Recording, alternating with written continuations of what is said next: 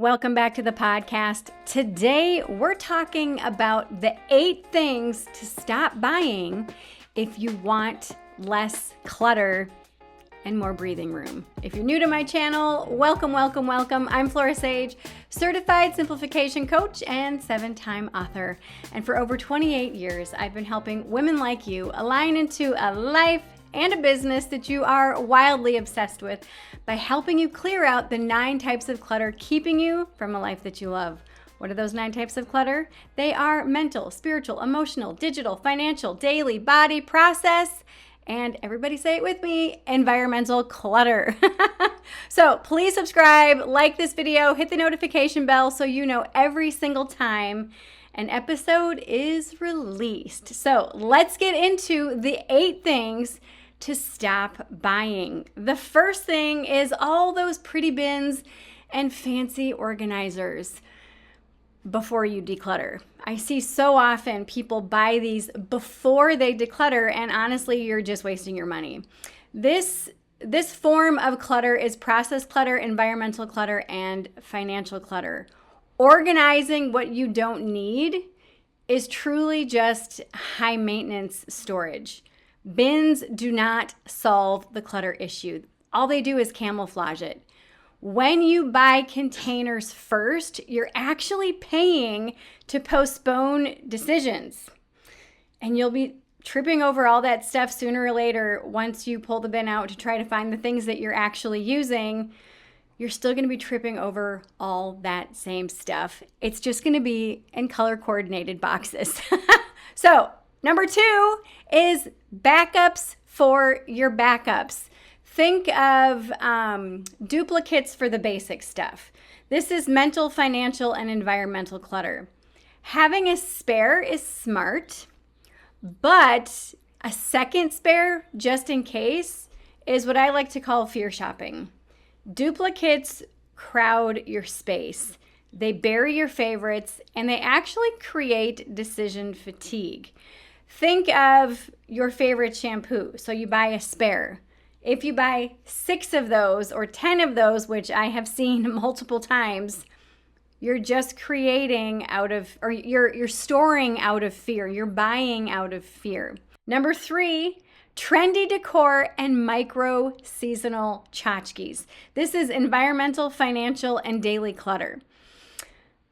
If every single holiday and every single season gets its own shelf of decor or its own bin of decor, what you're actually doing is you're building a rotation schedule for visual noise and visual clutter. That change over time where you seasonally zhuzh up your house, that costs money, that costs time, that costs energy to set up and take down and to store it and to find those bins, because some people, they can't even find the bins. They have so many bins. And just think of how much more time, money, and energy you would get back if you just instead picked classic pieces that will outlast trends. And what this is also going to do is help your space stay calm throughout the year. That brings us to number 4, single-use kitchen gadgets. This is environmental and daily clutter. If a knife, pan, or your hands can do it, then the one-hit wonders really don't need to live in your drawers or cabinets. Single-use gadgets turn prime kitchen real estate into a junk traffic jam. I want you to think about the last time you pulled out a one-hit wonder. Sometimes, yes, we do use them. Like I use my one-hit wonder of my kitchen or of my citrus juicer all the time. However, if I didn't use it, I probably wouldn't keep it if it was just taking up space in my drawer. So I want you to think about those one-hit wonders. Fewer tools, faster cooking, clearer countertops, and clearer cabinets is what the result is when you usher out those little one-hit wonders. Number 5, bulk buys that you can realistically consume. This is huge for so many people. I want you to think about those giant box stores where you can buy everything in bulk. This is financial clutter, environmental clutter, as well as mental clutter. Now, I know that buying in bulk seems and feels efficient until your pantry looks like a warehouse and half of it ends up expiring. Bulk guilt is real. You overstore, you overclean, you overpack, you over everything until all of a sudden you realize, oh my gosh, half of this needs to be thrown away because it's gone expired or because we don't really like it. We thought we did. Maybe they changed the formula. This happens all the time. Capacity beats quantity. Stock your home and your habits so that you can realistically cycle through the things that you buy. Another caveat to this is visual clutter creates cortisol spikes. It creates stress. So even though you're storing all these things to use someday because you're saving, pennies on the dollar, think of what it's doing to your nervous system when you see all this stuff stored. Now, some of you might say, well, no, it actually makes me feel calm knowing that the bulk that we've purchased is there just in case. That's another issue. That's an issue of lack or scarcity or fearfulness of lack and scarcity. So that's more kind of the mental, emotional, and financial clutter. Moving on to number 6, freebies, swag, and the gift with purchase. We have all been there. This is environmental, mental, and financial clutter. Free, I heard someone say this one time and I'm like, oh my gosh, that is so true. Free is the most expensive thing that you will ever receive. Simply because it costs you your space, your attention, and now you have to, it also costs you your time, but now you actually have to maintain that piece of inventory in your home indefinitely until you get rid of it. So I want you to think of tote bags. Sample kits of something like makeup or face wash or whatever. You've got branded trinkets. None of these things are neutral. All of these things hold these pieces of energy of, okay, I've got this free thing. Yay, it's free. I don't have to pay for it. But now what do I do with it? Am I actually going to use it? Is it actually a good quality item? A lot of these things are not good quality items. If you wouldn't pay for it, if you wouldn't take your money and pay for it, it does not earn a seat in your life or in your home. Number 7, fast fashion and it was on sale clothing. This is one that I hear almost every single week with my clients. This is daily clutter, body clutter, and financial clutter. A closet packed full of maybes is a daily drain on your time, attention, and energy. A half-priced item is not saving you anything if it never becomes that go-to or a favorite piece of clothing. Fewer, better pieces equal quicker mornings, a stronger personal style, and also ultimately less laundry to do. Who doesn't love that, right? Number 8, aspirational hobby supplies and future me stuff. This is emotional clutter, financial clutter, and environmental clutter. Buying the identity is not the same as living it. And I've done so many podcast episodes, not suits, episodes about the historical version of yourself and then that dream version of yourself, that future me version of myself. And when you can differentiate the two and say, okay, I used to play tennis, I don't anymore, that's an old version of myself, I've evolved.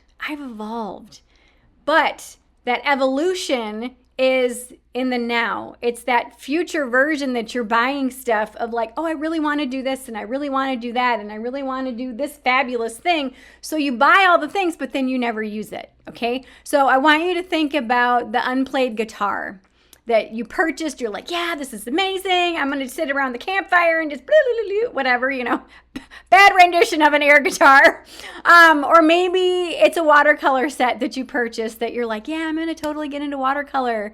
Or maybe it's like those really boutique or niche type fitness toys or fitness gadgets or apparatuses. And what these actually are, these are guilt sculptures, okay? So you go to an art gallery, you see a sculpture, you're like, oh my God, this is so inspiring. Yes, I want this. You buy it, you put it in your home. It's amazing. You love it. You appreciate the beauty of it. However, if you buy that guitar or the watercolor set or that fitness gadget and you set it out because you're like, yeah, I'm going to set it out so I can remember to do this and remind myself, yada, yada.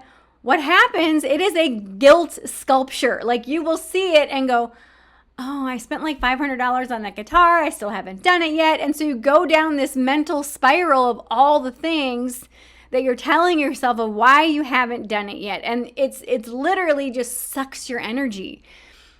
Wait until the habit sticks. Get just a cheap old watercolor palette.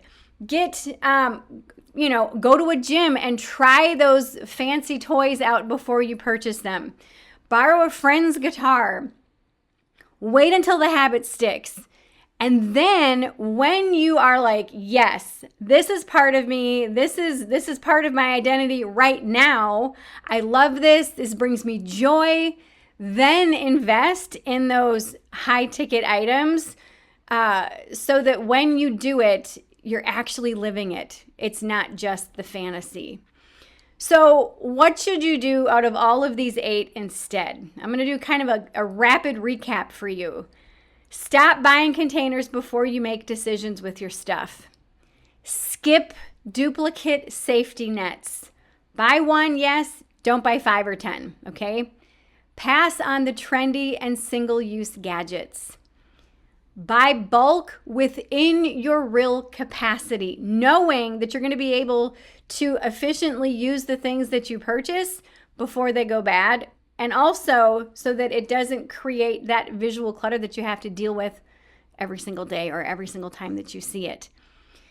Just say no to freebies and swag. Again, free stuff is the most expensive thing that you can bring into your home. Also, ditch the sale-driven closet clutter. Rarely will those things actually make it into your favorites list, okay? And hold off on aspirational supply hauls. Less in equals less to manage, less to clean, less to store, less to keep in track, and then also less to mentally juggle and mentally manage in your space. This is how you buy back your time. This is how you buy back your clarity. And this is how you regain your peace. So share with me in the comments below, which one of these 8 things are you going to stop buying this week?